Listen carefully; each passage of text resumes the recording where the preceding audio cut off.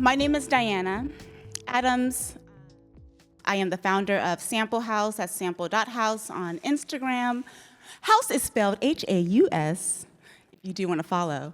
But every Thursday, every other Thursday, every Thursday, I feel like it, we have Throwing Shit on IG Live with Rich Brown, and we just try to start to bring a community together of potters, introduce you guys to someone new. We teach you guys how to throw shit, because that's what throwing shit is about. It's not just potters who throw, it's hand builders, designers, ceramic sculptures, we do anything. So I'm just interested in bringing people together. I'm interested in learning. I'm interested in seeing things that I don't see on Instagram or just any kind of social, just period. You know what I mean? Hey, y'all. Hey, y'all. Yeah, just look at your neighbor and tell your neighbor we're finna learn something today. I said look at your neighbor and tell your neighbor we're finna learn something. Okay. This is church, okay? This is church etiquette. You have to look at your neighbor. When the pastor or the preacher say, look at your neighbor, you're supposed to look at your neighbor and say, we're finna learn something. So look at your neighbor and say, we finna learn something. We finna learn something. All right, yes. Come on, speak to your neighbor. Tell your neighbor, hey, you don't know these people. Some people you know, some people you don't. So speak to your neighbor and tell your neighbor, hey, how you doing? Hey, everybody.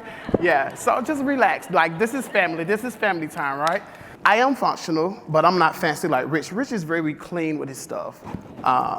He don't give himself a lot of credit for. He's really, really clean with what he does.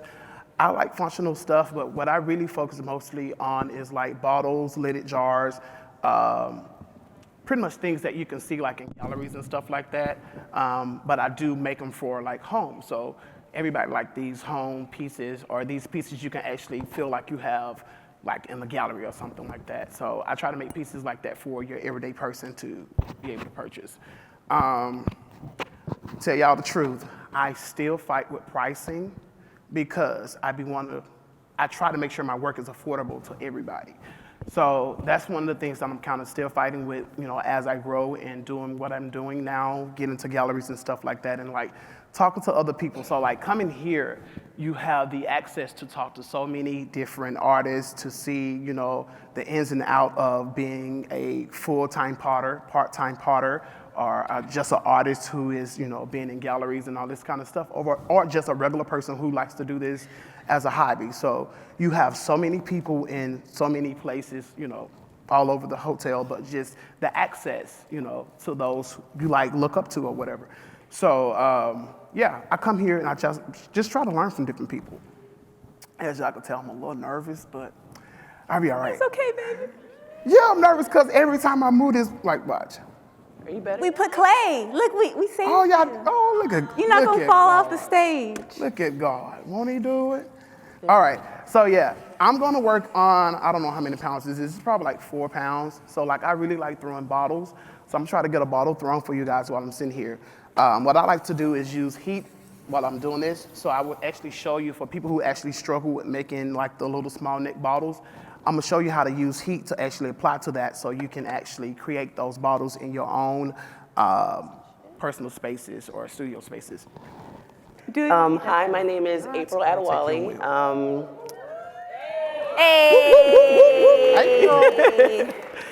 I work in Compton, California. I actually have a shop in San Pedro. What I do is I literally just be doing shit. Sometimes I'm throwing, sometimes I'm hand building, most of the times I kind of do a combination of the two, where I start off throwing a piece and end up kind of applying some clay to it, finding new centers, and just kind of like going with the piece. For me, I found that clay really got interesting once I started making really dumb stuff. Like I had one day where I was throwing and the pot fell in and it looked like a bedpan. And I was like, that's kind of dope. Like, I like this bedpan. And so from there, I'm like, why am I making certain things? Like, why does it have to be that kind of a plate? Why does it have to be that kind of a bowl? I found that the wheel sometimes kind of confines you. It's a tool, but if like you sit behind it all the time, everything you make is round, you know what I mean? Like, you gotta turn it off sometimes and do some other things. I make lots of mistakes and errors. If anybody has been paying attention to some of the work that I've been doing, I was trying to go bigger. And I kind of didn't pay attention to the one challenge, and like going bigger is having the place to fire your piece once you make it bigger. So it's like I got bigger, taller, and I was like, okay, I can fit this in my kiln, but I can't fit it in my kiln upright, so let me lay it down. Don't do that. Oh, the big one. Don't do that. Unless you want like a really interesting piece afterwards, which I have now and I love. One of the things I think is really cool about clay is what you can see in it and how someone can see something very different in that same piece that you make. A lot of the pieces that I make, since I am just sitting and playing with the clay, my head has time to like think, and I'm doing kind of therapy on myself. Sometimes I'm thinking about shit that's not cool, that's not beautiful, like things that are painful and harmful or whatever, and I can put marks into the clay. I can manipulate this, and at the end, it's beautiful. And someone will pick it up, and they will see it, and they will see whatever beauty and joy they can in the piece. And most of the time, I don't elect to tell you about the trauma, the terror, like what thing made me write 4 little lines in there, or like what was in my mind. I'm not gonna tell you now. You probably don't want to know. But the fact that it's a piece now that has another meaning, like when you look at it and you see something, or it has another feeling, and it just has the joy that you get afterwards versus like the whole process in it, is one of the most beautiful things for me. And so sometimes when things go wrong, it's like, okay, well, that's the clay's part in the process. That's what it's contributing to it, because it's not just all about what I want and what I sit down and what I can do with it. It's an interaction. Like, this is the best and probably the longest relationship of my life outside of my mom and my sister. Like, me and Clay, because we ride, and Clay don't talk back. It might do some shit. It talk back. But it doesn't talk back. It might do some stuff. Oh, I like the wobble, you know. I like it. What are you up to? Talking back right now, though. Nothing, go ahead. I'm just listening. You throwing shit. Okay. Throwing shit, yeah. Nice. So anyway, so a little bit about me. I started back in clay in 2006. I am a art and sculpture major in my undergrad, and ceramics was just an elective. So it was either selecting wood shop or ceramics. And I was just like, ceramics? Like, I've never, like in my neighborhood, like I'm from LA, California, like there's no pottery classes in high school. I didn't even know pottery classes was offered in college. But the only thing— That's the crazy thing. There are pottery classes. See, yeah, they are. there are pottery classes not in in our not in our neighborhoods. Not in our like, neighborhood. not where we are. Because even when I went to college, I got exposed to pottery, which was a new thing. But I'm sitting in classes with people who've been taking pottery Forever. since elementary school. Yeah.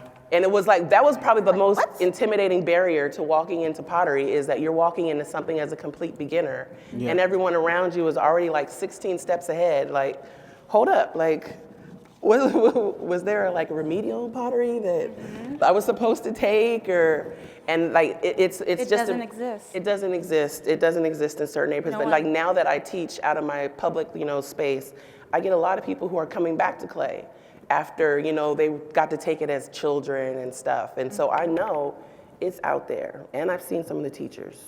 Yeah, so our only reference was pretty much Ghost, like everyone knows the movie Ghost. That was my only reference. So when I saw the class, I was like, the wheel, I can be ghosting. Like, that's what I wanted to do. But of course, when you take ceramics 1, you're hand building. So I was always like looking behind me at the wheels. I was just like, I want to hand build, like I want to ghost. So I stuck with it.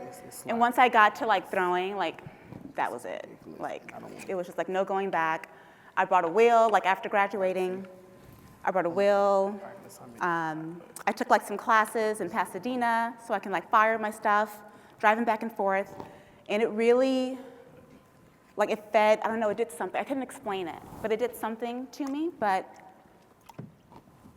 as with like being an artist and graduating like with an art degree, it's like, how do you make money doing this? Like, no one teaches you how to make money.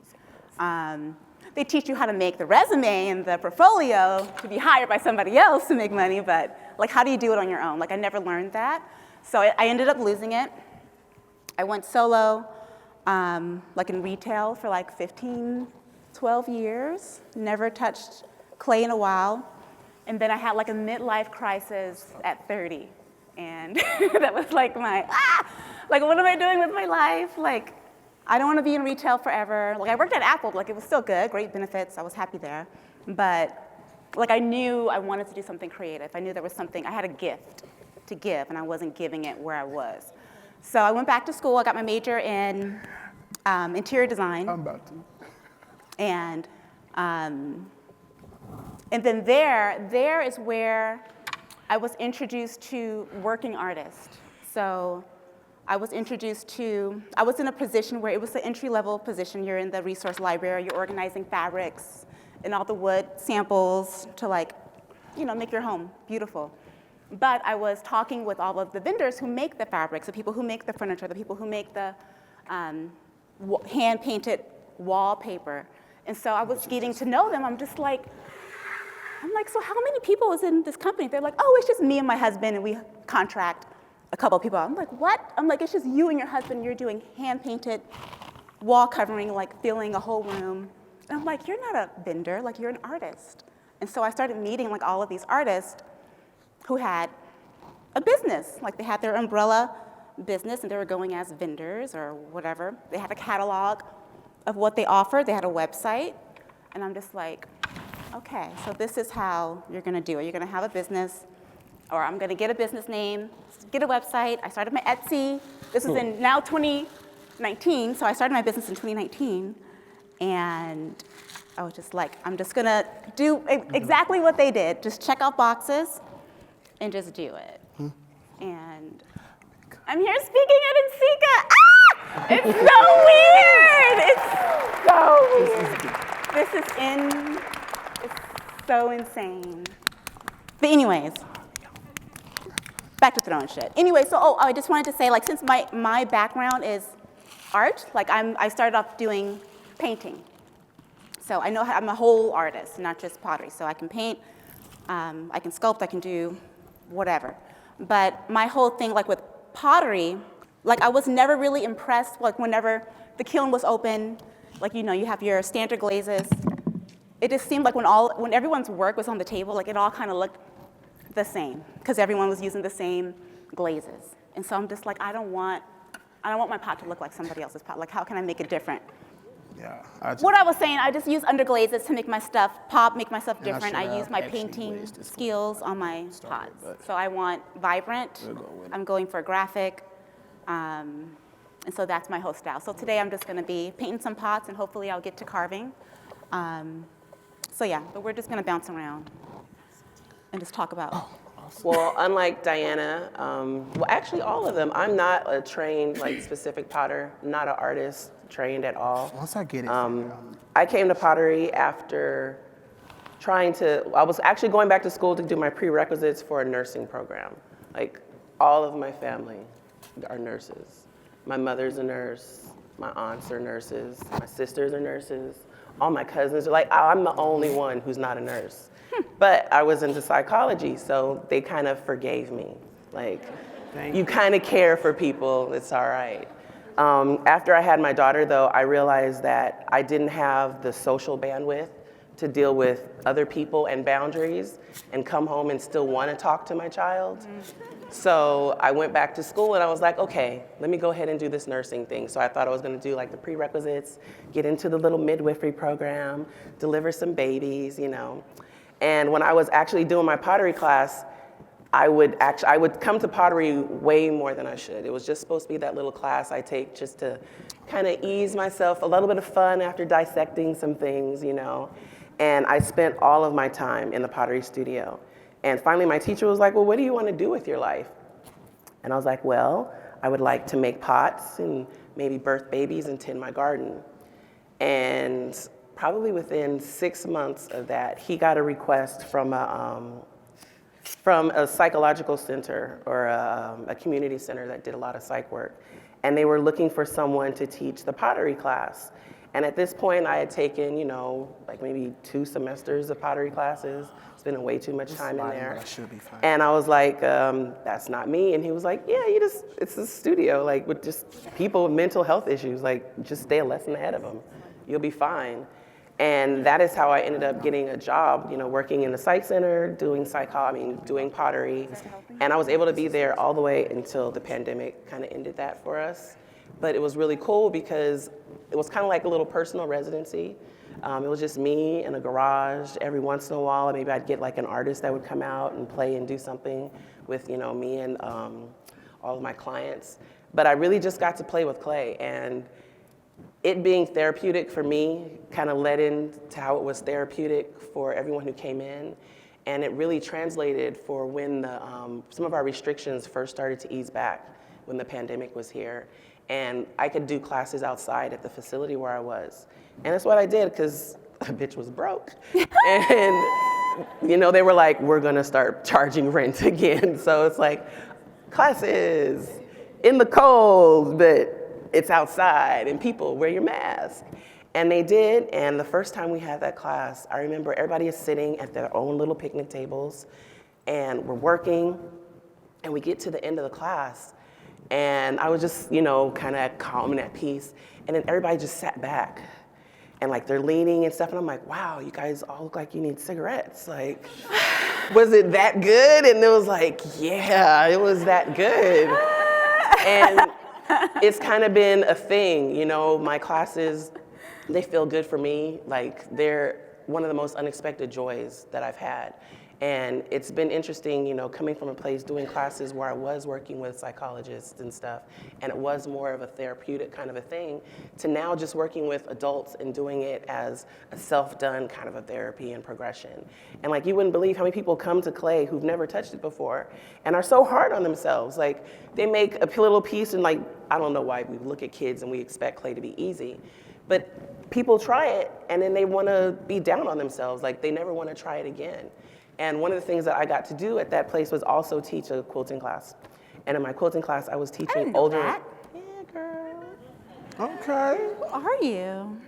There you go. A lot of hats on. Quilt, I don't know. artist, okay. But with my quilting class, Psychology. it was pretty much all older adults, the same age as my grandmother. One of the women in my class actually worked with my grandmother during the war, making some ships and all that kind of stuff with McDonnell Douglas. My grandmother went on to like make the space shuttles and retired from that, which was cool. But they're sitting in this class and they're like, we need to learn how to sew because we didn't take sewing from our parents, because as we were sewing with our mothers, we got traumatized with that seam ripper. It was that evilness of learning that you didn't do it right, take out that stitch, do it again. So it's like, it really influenced how I teach pottery, because I never want to be the reason why somebody doesn't want to touch clay again. So I can be really cheerleadery. I love all the things that people do with clay, even the shitty things that people do with clay, because hey, that's your cool shitty thing. Like, that's dope. You took the time to actually make something, and it's hard to try something new. So it's been a very nice journey in teaching with clay too.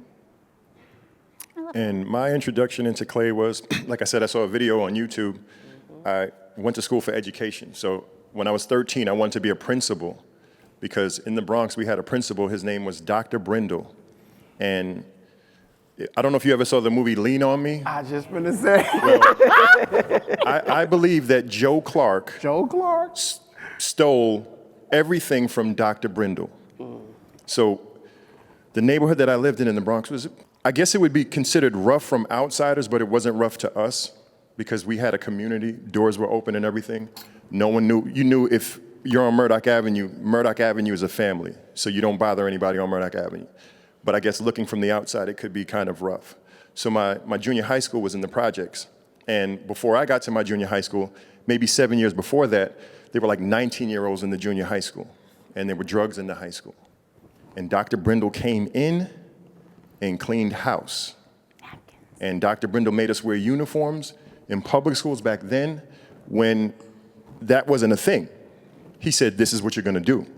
And when parents came in and said, we're not gonna do it, Dr. Brindle said, yes, you are.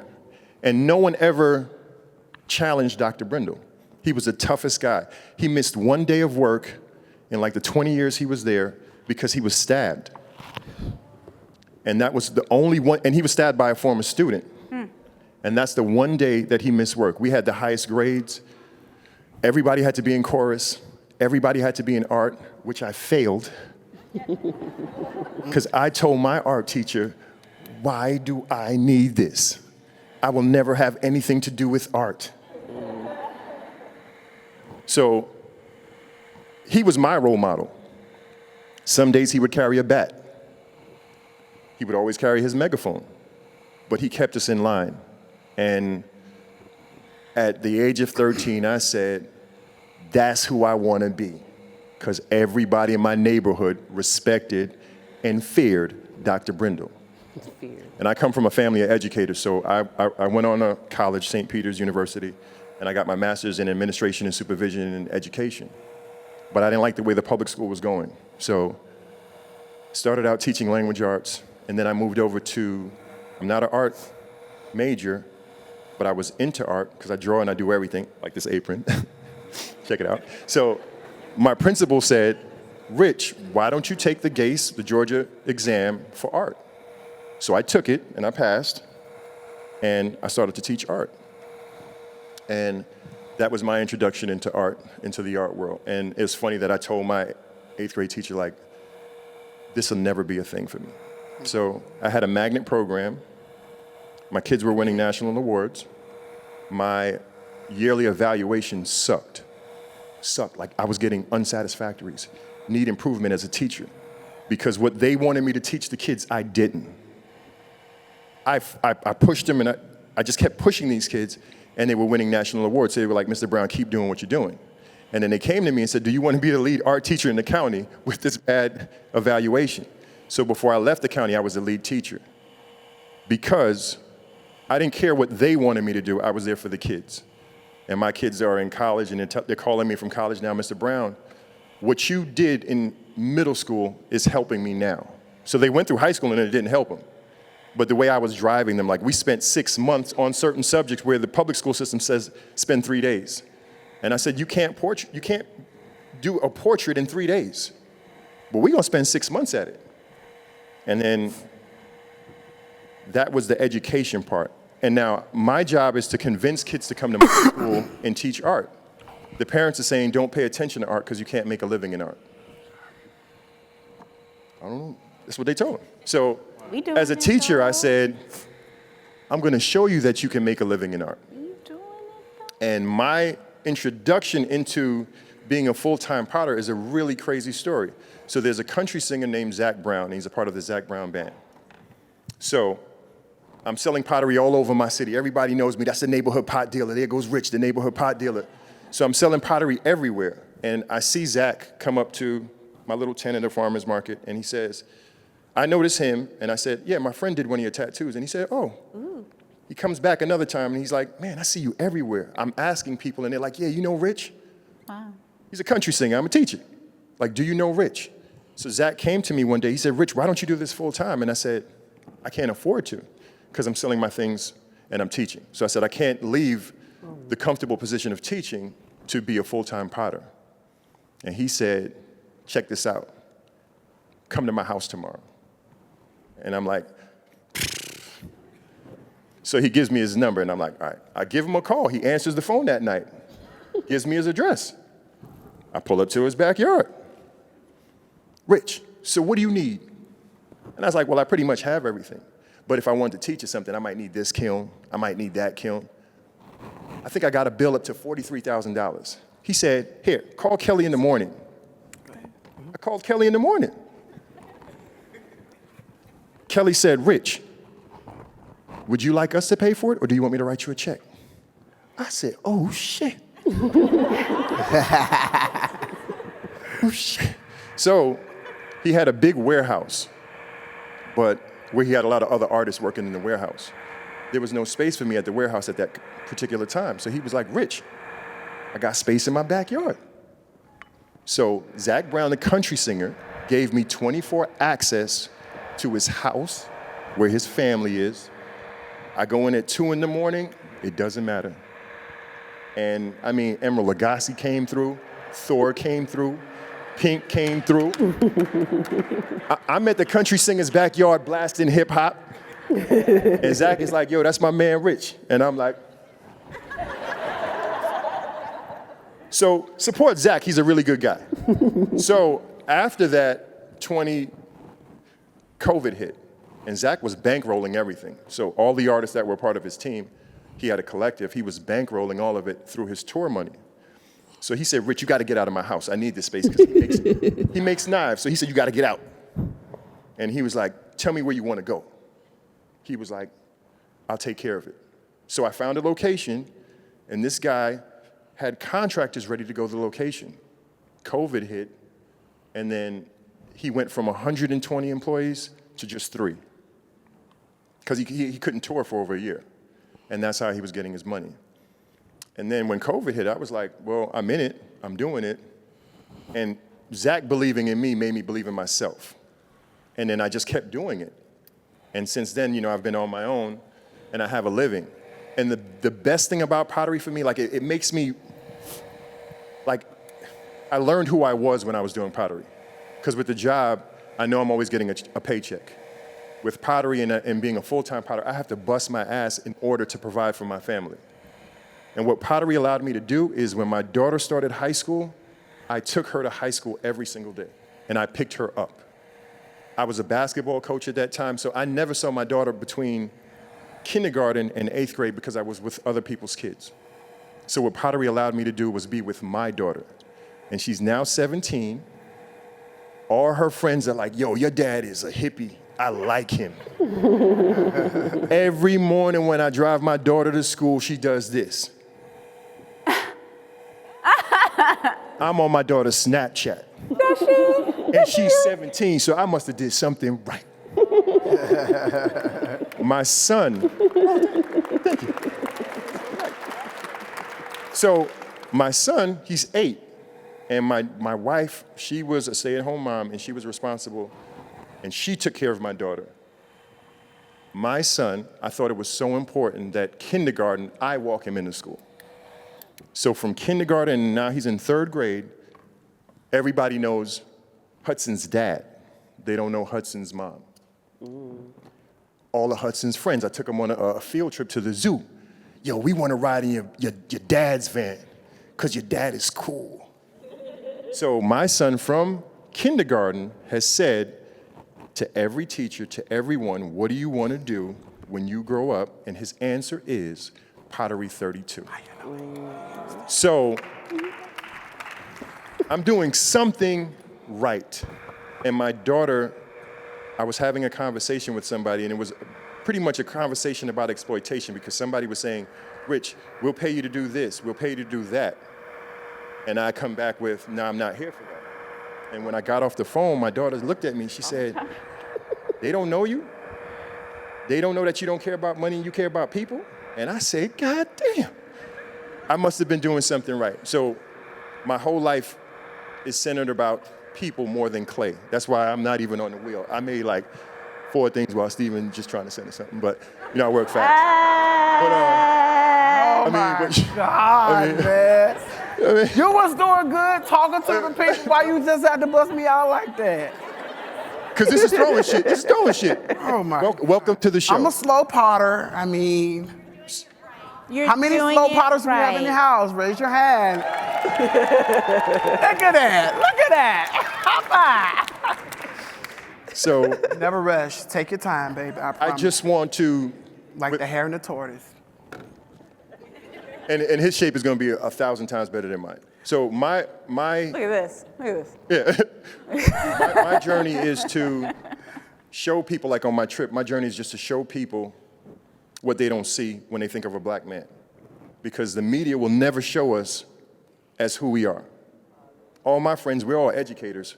We're all doctors and lawyers. That's who I hang out with. But they don't show that on TV. They only show the negative. So my friends and I, we keep complaining, like, how come there are no positive images of us? So I said, well, you can't be complicit. You got to do something about it. So that's my journey, to do something about it.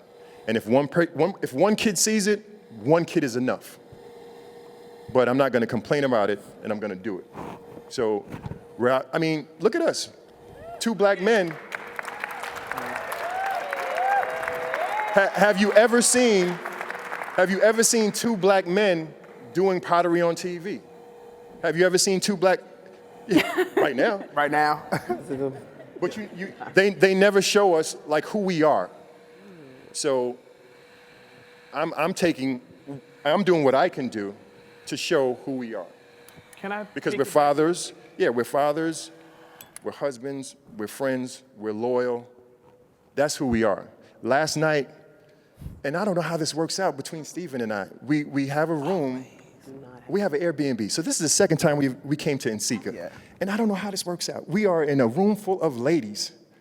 And who does all the cooking? We always do all the cooking, like dead serious. That's because you I'm won't gonna tell to. y'all the truth. No. That's because you won't to. We on vacation. Cooking is I my know. love language. Right. I'm from Mississippi. I'm that Mississippi person. You know, if you come to Mississippi, we like to feed people. So that is a true thing. When you come to Mississippi, Southern hospitality is a real thing. So I like to feed people, but they like to eat. And so Yeah. if you follow me on my personal page, then you know I do a lot of cooking. So they be like, yeah, you're gonna be cooking? And Diana was like, yeah, I'm ready. I'm just ready to eat. And I'm just like, really?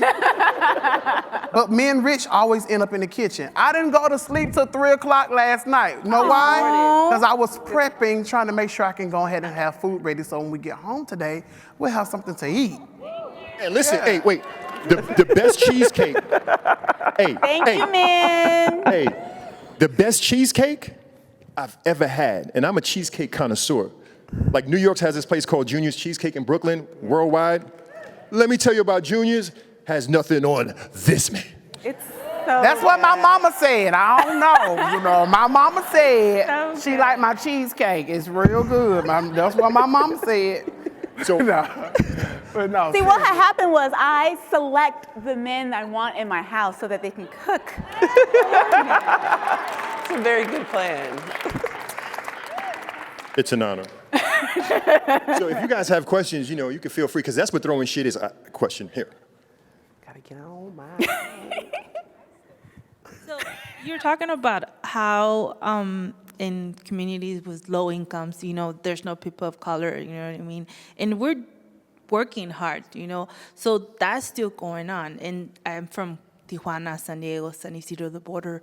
So we need to like do a quick formula right now to make sure that we get the funds, we get grants to continue, because I want kids like yours to be in those communities right now, because we need to work harder.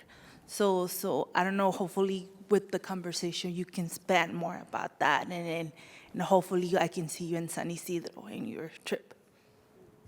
Just DM me, I'll come through. It's that easy, but that's what we have to do. We can't wait for somebody. And like, I don't have a budget to do it, but I have friends who are videographers that travel the world, and they said, when I told them last year, March, about the trip, because I was gonna do it with another friend and a camera, and they said, we'll come with you as a passion project. So I'm like, all right, they're gonna give me a month?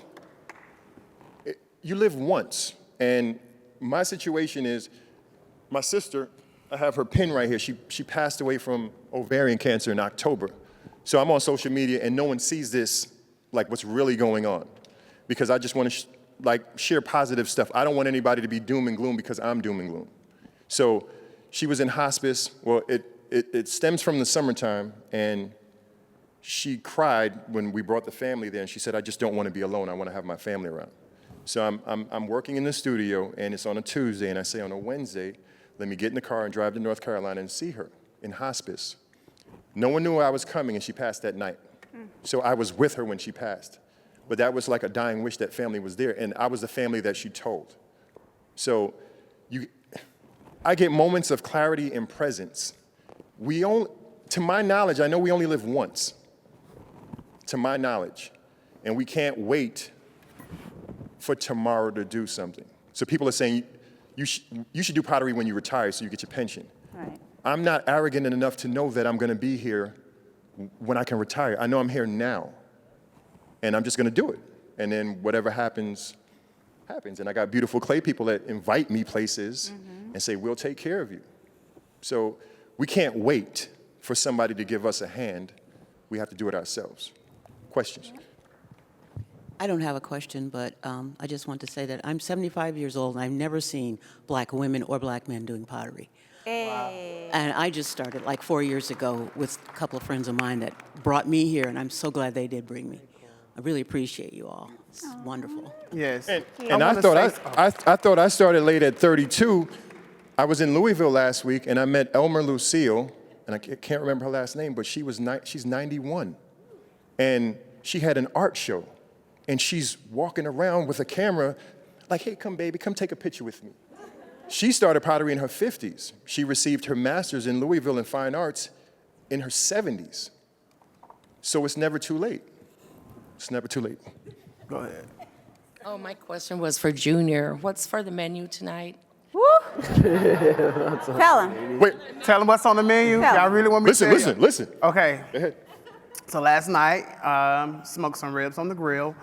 We're having pot roast with the potatoes, carrots, bell peppers, and onions. Also, we're having string beans, candy yams, cornbread muffins, rice, because you can get Everybody wanna come to the our roast house. and put it on top of the rice. Cheesecake. We have a banana pudding cheesecake versus a Reese's Pieces cheesecake. The verse. John, I just want you to know. I'm trying to pull you on my side, so you know. So yeah, that's what's on the menu. I can't think of it. I think that's it. Yeah, that's what's on the menu tonight.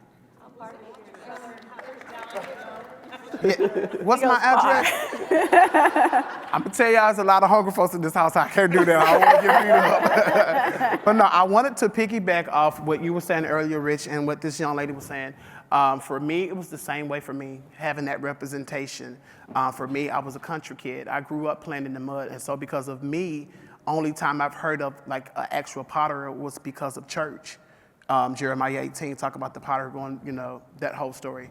So that was the only thing that I've heard, and the only pottery I actually saw was Ghost. Then I went to junior college, and that was my first time ever taking a class because my high school didn't have that privilege of having, pottery classes.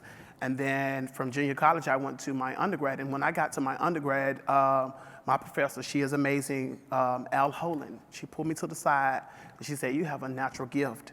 And like the crazy part is, I really would like build stuff out of dirt and mud. I used to try to fire it and all that kind of stuff. I played in the fire. Had no idea like that was the actual thing you did for pottery. You create and you fire it. Had no idea. So yeah. But fast forward, yeah, she pulled me over. She said, "You have a natural gift." She made me go research black potters. And I only found like a few, It's crazy because next door is James Watkins, and he is one of the people I found. Charles Smith, yeah, Malcolm Smith as well, he's here. I mean, like Kevin Snipes, it was the only few. And she's like, "Listen, you have what it takes to actually stand out because it's a small number of you guys, so your representation will stick out." So she was like, "Just continue to work the gift," and that's what I did. I took my time and I worked the gift over the years. So I just want to say that to anybody, you see us on this platform, but if you are working your gift, eventually your time and your season will come for you to actually utilize that gift that you're doing to actually be on a bigger platform, to bring representation to people like you, or people that look like you. You know what I'm saying? You may not be a black person or a brown person, but there is something that you are doing that will be identified with other people who identify with you. So continue to work your gift, and your gift will make room for you. Yes.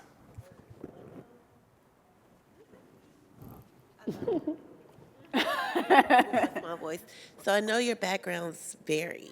I've followed Rich and you guys online, and Rich is self-taught, correct? Okay.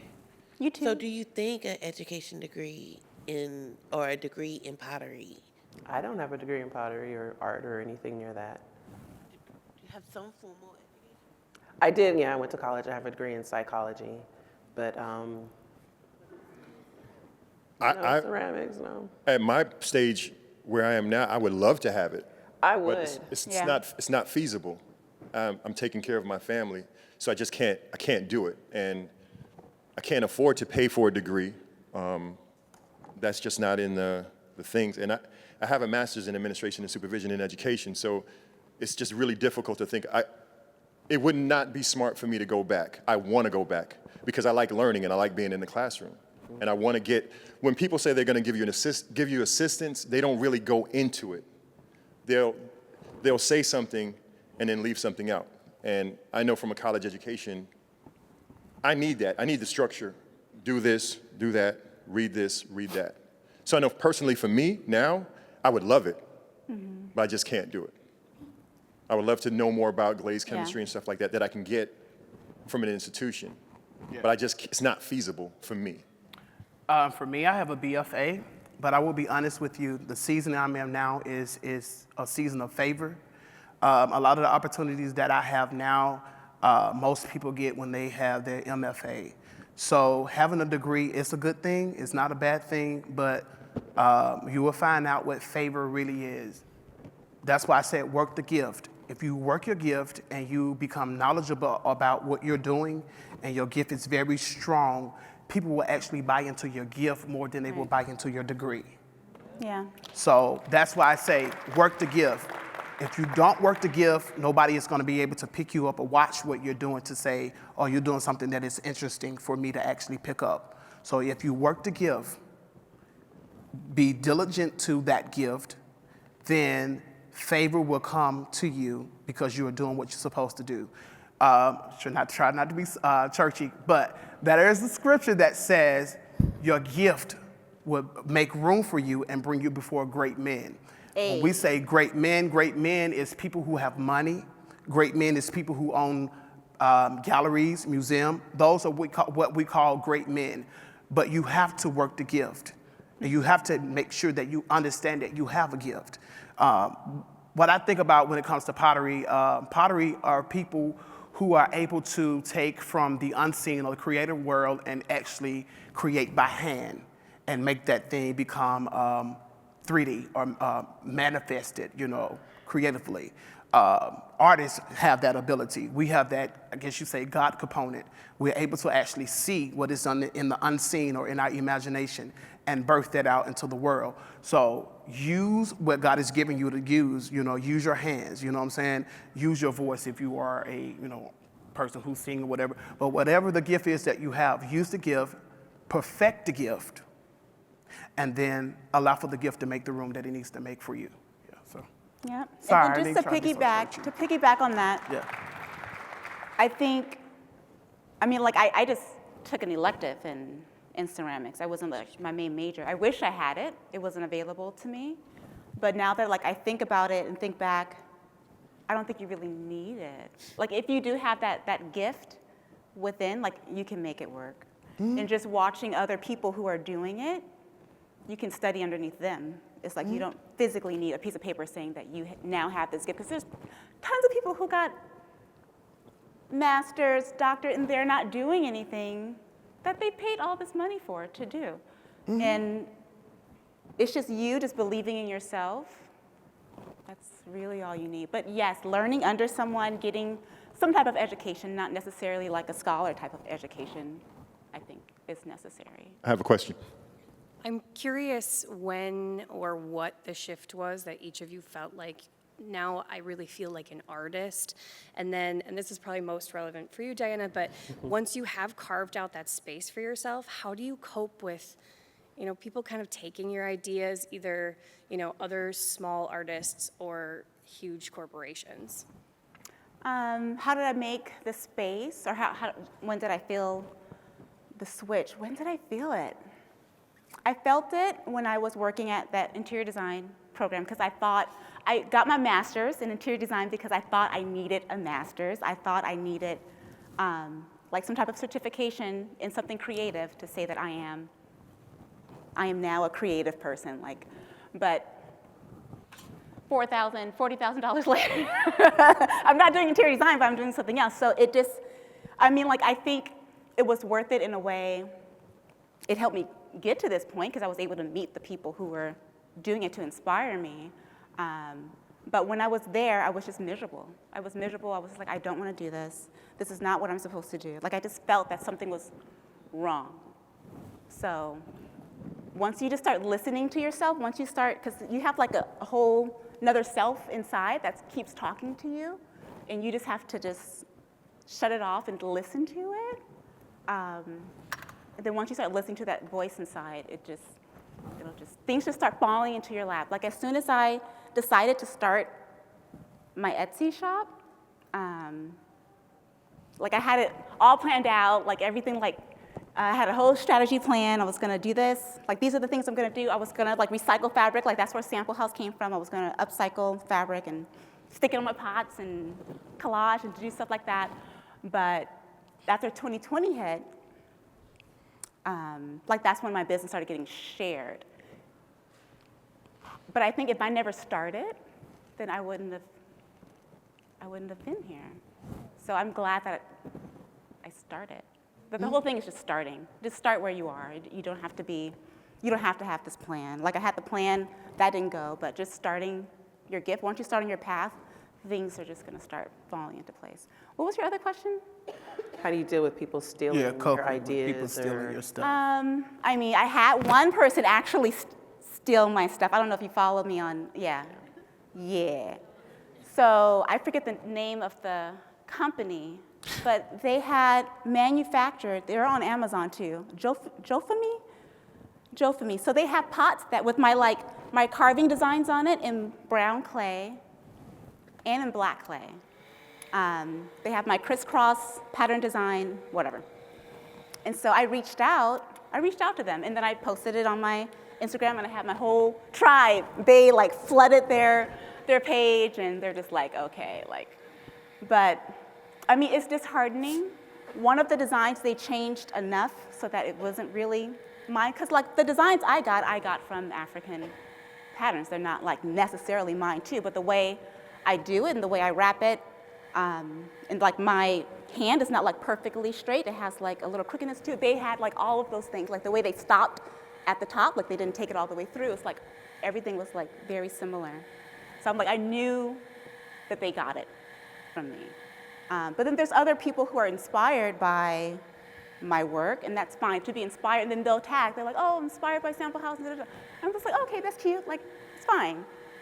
But if it's like completely stealing and then like not calling out, it's a problem. But it's kind of hard to protect artwork. It's just. I mean, I think it's really hard in clay. Like anytime you go on any of the boards, and you start talking about, hey, this was my idea, this is my thing, and someone stole it, you're always gonna get the first like 12 people. There's nothing new under the sun. First off, if you're one of those people, it's like, fuck you, honestly.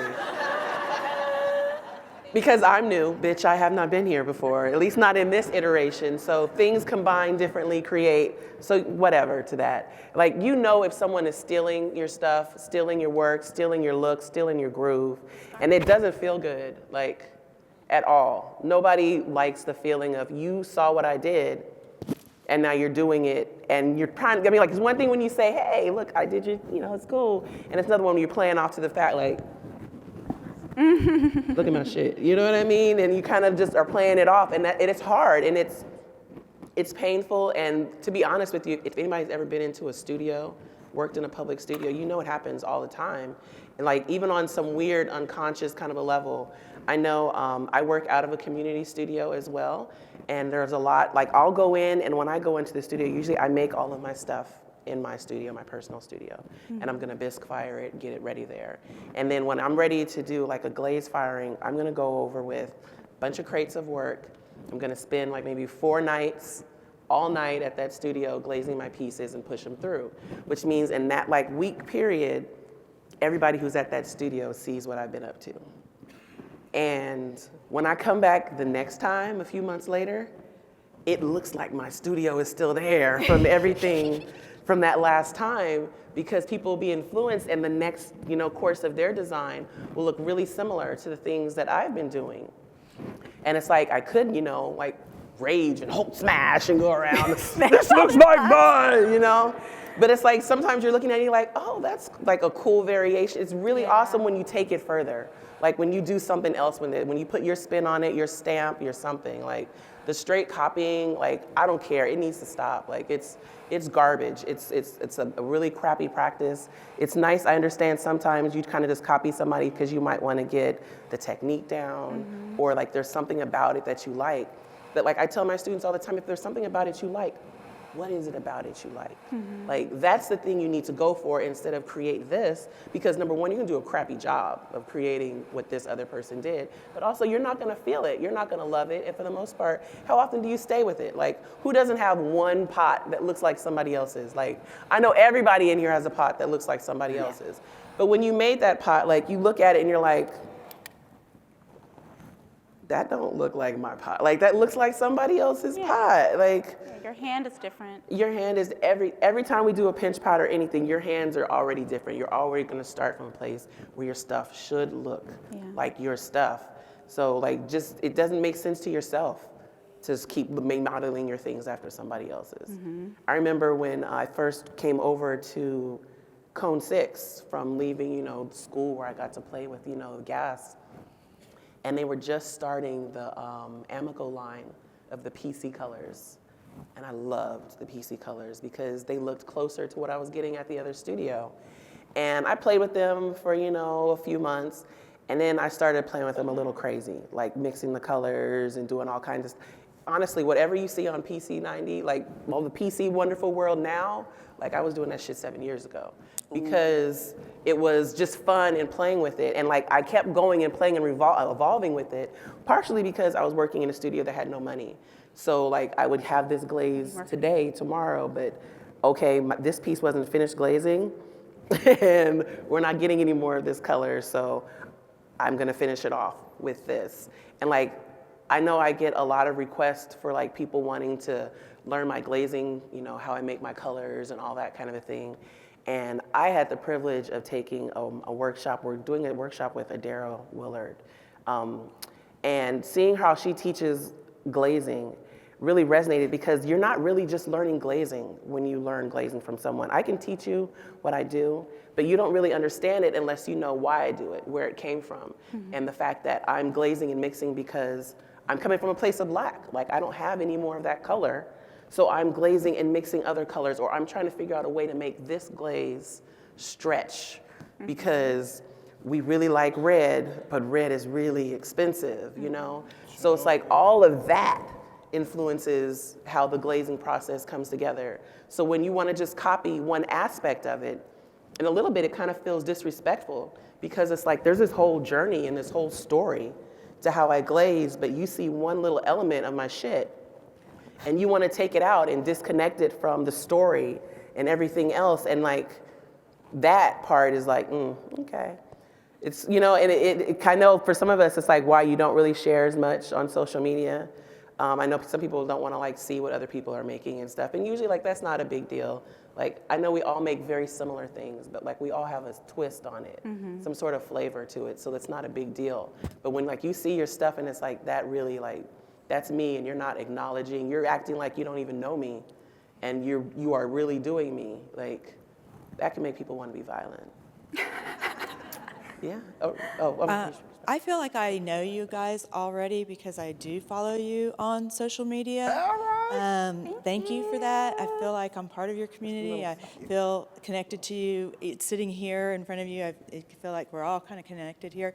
But I guess I want to ask you, how did you fall into social media, and what part does that play in your journey? I came to social media a really long time ago, and like I've been there for a very long time, and it's very low key, very crappy, and like very comfortable. And when like 2020 hit and it got bigger, like it felt it still feels very uncomfortable to me. There are people who I don't know who are interacting with my work and me, and I'm not like the most socially thing. Like, this woman has been like the best thing for my social media. Like even in the whole gathering process that she did, one of like throwing shit, like she gathered us. Like that was one of the most beautiful things is like we saw each other out there, you know, but the whole who brings us all together instead of waiting for someone. Diana was just like, I'm here and I am going to do this thing and I'm going to reach out. And she reached out and gathered us up. And the way that it's affected all of our lives now, I think is amazing. Because we've gone from people who are just maybe like garage potters or just average, ordinary day potters to being hooked up with this whole thing that is NCECA. and the whole educational component of it. You know, without this, I would not have gone to Aramont. I would not have met Adewole Willard. I would have not, you know, been associated with all these fabulous potters. Like, I wouldn't be in my first pottery show. Like, right now, like, where the Contemporary Art Center. Like, I have a piece in the Contemporary Art Center. Hey, which opens tomorrow. The reception is tomorrow. The reception is tomorrow at 5. But all those things happen, honestly, because Diana gathered us. You know, like, there's power in the throwing shit thing. Like, there's kind of a magic that happens. I think even in being in the house, before we came on stage, we stood outside and Ella prayed with us. Like, as only Ella can, you know? It was a magical, when I was placing, I helped place the show that we have. And when we found the first piece and we knew where it was going to go, like, this is the cornerstone, this lies, we all cried. Like, we're standing in there, and it wasn't like we're all standing in the piece, and it was like, and the tears just started flowing because it was a powerful moment between all of us and the recognition of everybody else's work that's in the room and how it all comes together and how all these Black potters who created all these pieces, right, that were not on a theme, that were not make this, but how they talk to each other and how they communicate and how all of us have certain things that are present and keep coming up in them, like the layers and the love of textiles that comes through, the color, the fact that so many of us reject the fact that for a long time when I looked in the magazines, like there wasn't a lot of particular color in pottery magazines, you know? It was browns and like all these beautiful fucking chinos. I love chino, right? Me too, girl. I love chino, but there's a lot of fucking chino when you start thinking about professional, wonderful pottery. And if you're doing things in like crayon colors, it's sometimes people automatically assume, oh, you're doing childish bullshit, you know? And it's like, okay, maybe look at what we're doing. And now everything, now look at how much I'm just like, colorful now. Like, but you know what I mean? Like pottery has really gone colorful now. And it's an amazing, wonderful thing. I love that it's graduated to that point. I really do. It looks like my little old ladies in my quilting classes. Like, it's a beautiful thing. It looks like your little old lady. Yes. I have a question for Steve. Yes. So I noticed you're going back and forth between a rubber, it looks like a rubber rib and a metal rib. Yes. How do you decide when to use what? So for me, the metal ribs pull off a lot of slip. The rubber is pretty much it's going to help with shape, and the metal does the same thing. But when I'm using that metal rib, I'm pulling off slip, and then I'm also helping because I'm curving it. I can actually curve the piece, curve the metal rib. I'm curving to make sure that I ensure this shape. And so what I'm actually in this process, I'm kind of making sure that, you know, I'm getting the nice curves that I want, and it's flowing in the way that I want it to flow. So. I would do this like all day for like an hour. That's why they talk about me being slow, because I'm actually refining the shape between the metal and the rubber. I use the rubber more with the top here to really fit this. I struggle a little bit because it's a little struggle pot and I'm, you know, my wheel and all this kind of stuff, but I just want to make sure you can kind of grab the concept of what to actually do. But yeah, that's pretty much what I'm doing to actually clean the slip off, using to also lock in that shape, refine that curve in there, that building and stuff. Thank you. Yeah. I just wanted to add on that social media Yeah, I just question. want to piggyback off that too, yeah. How many people hate social media? Wow! I mean, like, you hate making the reels, you hate posting, you hate all that stuff. That's a lot of people. I understand. No, you don't. You I love do it. understand. No, you love it. I understand. Hold on, let me post it real quick. I understand. I love social media for the purpose of people. Yeah, and that's what I it is. mean, It's social. You're being it's social. I think a lot of times, and I'm gonna be honest with y'all, a lot of times we get caught up in trying to do that because they like, you know, pushing you to create reels and create content and stuff like that. But what we don't understand is when you have a life and a personality or whoever you are, that is content. And like for me, I had been doing what I was doing. I've been talking about, hey y'all. I mean, that's just me, you know what I'm saying? And so the thing about it is, people buy more so into your personality. When you get too caught up in trying to actually create content, you find yourself becoming a little fake. You're not being your You true can self. tell. You can So tell people when don't want that. You know what I'm saying? Everybody's not expecting for you to be Hollywood. Just be yourself. You know what I'm saying? And if you be yourself, then your social media platform will take off to be whatever it's going to be. Because, you know, I'm buying into you. I like Diana because, you know, she's the Beyonce of pottery. You know? And the honest truth, like, that's her. Like, if we're in the house, this is her. It's nothing made up. No, this is what she do for real. Like, we were like, oh my God, like, shit. Yeah. But yeah, just, you know, take that. That's the whole thing. You know what I'm saying? Utilize your social media, but just be yourself. You know what I'm saying? Don't try to get caught up with the different fads and all this kind of stuff. It's fun in the moment, but really just be yourself, you know? Yeah, so I'm really an introverted person. I think after this presentation, I'm probably going to go disappear. So if you want to speak to me after, you do it now, because I'm probably going to disappear later. But for me, I mean, Instagram started as like pictures. I was taking like cute pictures of like my fruit, like what I was eating. And then once I started my business, I'm like, okay, like I felt like I had to, like you just have to do this thing. You have a website and you just have to post like, hey, I'm open for shop. And not a lot was going on. No one really understood what it was doing or why you needed to do this thing. But I think after the whole 2020 thing, George Floyd and Black Lives Matter and everybody just sharing stuff, my following went from like 800 followers to like 3,000 in a week, just by people just sharing your business. Same and for me. the first person who shared it was East Fork. So all of you guys know East Fork. So they were like, we don't have planters, but we know somebody who does. And then they posted my stuff. And when I saw, I'm just like, where are all these people coming from? Like, why is my Instagram? And then my Etsy started selling out. I'm just like, why are people buying? Like, I don't understand. And so it's stuff like that. Like, that's when social media is doing its thing. Like, that's the blessing of social media. If you never start a social media, you would never have that opportunity. That it would never come to you. How did I start it? I just started. My first post, if you like scroll all the way down, my first post is just like I took a picture of my cards, my business cards, because I just printed them. I was like, look at my business cards, and I'm opening for shop. And then like you'll see like how my videos and my posts start progressing to get better and better, because the more you do things, the better you get. I think I posted something, like the first time I was like talking to myself. I hate speaking in front of the camera. I hated it. When I first did it, I was like, hi guys, my name is Diana. Just like, oh, I can't.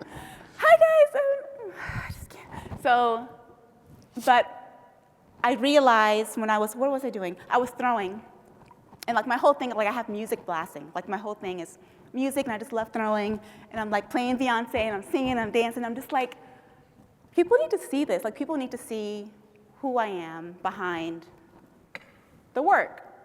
Like, and it was like nerve-wracking to put the camera there, but I don't see the camera, like the camera's facing this way, and I just turn it on, and I just play music. It was probably awkward the first like 10, 20 minutes, but then I forgot the camera was just going, and I just start singing, and then I look back at it, I was like, I think I can post this. Like, I'll probably like chop a couple of things out and edit it a little bit, but like I think people need to see your face, because there's people that are following me, they're like, oh, I like your stuff. I can't wait to see you like at NCECA. I'm just like, I don't even know what you look like. How would I know who you are? It's true.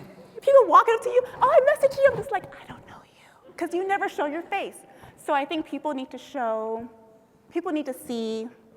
the work behind. The creator behind the work, yeah. Yes, the creator. That is so true, especially I get that. But.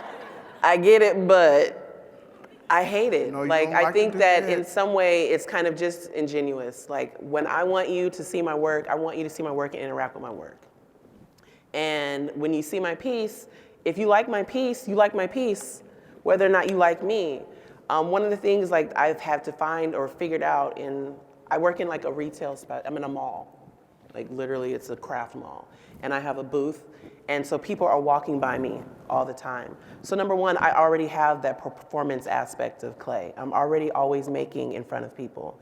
So like the idea of recording it just makes me feel like a show or something. And like I'd have no intention of being. But your last reels were amazing. Well, thank you. Well, it was usually just combination of like work stuff. Yes, that's all you need. Yeah. Okay, miss, show your face. Okay. Okay. But like just the combination of like showing all of, the work that you're doing, like that's one thing to show that part. But like to show my personality, like honestly, my personality, I'm a grumpy old man. Right? I am a get off my grass type of person. So I don't think get off my grass is what you want to see. Because I want to see it. It'd be funny till it's not. Stop commenting on my picture. Like, and I mean, like, honestly, sometimes when people place comments and like, I don't know, we're all in different parts of the world, right? And different things are happening. And I remember I put up a piece and I put something about how I was dreaming of fires or something. And some person commented, how insensitive of you, And it was because part of California was on fire. I'm sorry, I wasn't thinking about the fire that you were experiencing, right? But it's like in social media, people have the way, that they have that right to take things the way they want to take it. Mm-hmm. But it's also like, can you at least try to interact with me and what I'm doing here? Like, in no way am I talking about fires that you're experiencing. And it's totally random things. People can take all kinds of things out of context. And it's like sometimes, you just don't even want to say anything. Like, you have whatever context you want to it. I'm going to show this thing and what you assign to it, how you feel about it, all that stuff is yours to deal with. Like, I don't want to, even when I'm on my website, right? I don't like putting this as a cup. I don't like putting this as a bowl or a plate. Like, you can fucking see it's a cup, right? This is the cup I made. And sometimes, people will see a cup and they won't see a cup. They're going to see, oh, that's going to be a holder for my toothbrush. Cool, you do that, right? You use it in that way. And if I'm not telling you how to use it, you're free to use it in any way you want. Sometimes I take pieces of clay and I just stick holes in it. And then I spend an hour playing and making it smooth, playing with the pockets of it. And at the end, it's just this weird thing with holes, right? And so I'll sit it in my shop. And it'll sit there, and the people, what is this? And I'm like, what will you use it for? And that's usually when the people who buy it is the people who figure out what the fuck they're gonna use it for, because it looks like something to them, right? They figured, and then I'm like, oh, cool, it works for that thing. Like, I made little banks, just like little slot banks that you make, little pinch things. And I had a woman who would come in and buy them, and she had no intention of putting coins in them ever. Like, she was just sticking like little skewers in them and then putting like little shells that she collected on the beach. She only collected shells that had like a single hole missing. So it was like a little skewer and all these little shelled holes stacked up against it inside of a little piece that I'd made that looked like a little. That wonderful art combination thing couldn't have happened if I was like, that's a bank. You know what I mean? Like, it wouldn't have happened because she never would have decided, oh, I'm going to use a bank as this kind of a thing. Yeah. So I really enjoy the openness of pottery, the interpretation of pottery. Like I said, even when we all do our crappy pottery, it's usually kind of cool. Question over here. Hi. So I have the immense privilege to be able to be developing a ceramics program for the Boys and Girls Club of Chicago, and I just wanted some advice on how to best show up with compassion, love, and respect for the community, because I'm going to be going into communities that I am not a part of. I'm other. So, how can I best show up and support? Take somebody with you. Honestly, take somebody who looks like the community with you. You need like a liaison, someone else. I know the position that I have was inhabited by someone at first who did not look anything like our community. And she was an amazing artist. She is an amazing artist. She's an actual artist, trained as one. And The work she did there was great, and everybody loved her, you know? But the connection, really to where people start to flourish and show their best them because they're comfortable, didn't happen until she wasn't there anymore. There is naturally going to be some feelings of judgment and discomfort. Like, the best intentions don't make you a part of a community. Like, it just doesn't. And if you're not partnering with someone who is a part of the community, you're never going to be in there. Question over here. Hey, y'all. I have to stand up because I'm short. Y'all. Everybody turned around and looked. Yeah, baby, that's right. Because our show was looking like, what's she at? She is standing. I see you, though. You're beautiful, though. Go ahead. I'm sorry. So first of all, clay saved my life, and then black ceramics artists saved it again. So I love you all so much. I'm really happy to be in this space today. My question is a two-part. One, do you feel like you have a niche? And if so, how did you get there? Anybody? I feel like I have a niche. I don't know. I like color. I like texture. I like patterns. And I want it to be fun. I want it to be something that I want to also have, like, in my home. So my intentions are always just to make it cute first. Like, I have no deep stories. Like, I have no stories to tell about my work. Oh, yes, I felt like this reminded me of my grandmother. I have no stories like that. Yeah. So I want it to be eclectic. I want it to be fun. I want it to be different. So I'm always thriving for that first. I guess for me, I do have that a niche, but for me, I'm more so focusing on the artistry of it because I want to be in galleries and I want to be in museums, so I focus on that. But no, for me, what happened for me was my last semester in college, my senior year, my professor, Ian Childers, he's here. If you see him, tell him I say hey. But he's here. He taught me, you know, he was like, dude, you could throw just about any vessel. So the last conversation, he was like, hey, you can make anything, right? But how do you make your work your own? So he sent me down this whole path of trying to actually test out a whole bunch of different stuff, trying textures and all that kind of stuff like that. And that was the last conversation. Like, I ended up going into my senior year, my senior show. I just made a whole bunch of pots, just doing a whole bunch of different things, and I filled up the whole gallery by myself. I had a whole show by myself. And that was it. That conversation stuck in my head. I got out of school, and it was just still there. Like, how do I make my work my own? So at the end, I was like playing with textures and glazes, and I started doing like matte colors versus gloss colors, and which is my color contrast series, what I have now. But I was just doing that back and forth, you know, just working it. And then I was like, okay, I want to continue to do this. So my mom was very supportive. She let me get a Shimpo Aspire and actually start creating in my room. And that's actually the place I birthed my color contrast series. So for me, it was more so that last conversation that I had with my professor. How do I make my work my own? And a lot of times we, you know, try to figure that out. How do we make our work ours that is not someone else? You know, and you're gonna piggyback off of other people. So I piggybacked off of cultures that were actually familiar to me. So like Native Americans and African pottery is what I looked at. I loved it. I loved the colors, especially like the black on black pottery with the matte color and the gloss, you know, that whole contrast. So I wanted to do that, and I started creating. I used underglaze with like black slip on top and all that kind of stuff like that. That didn't work out.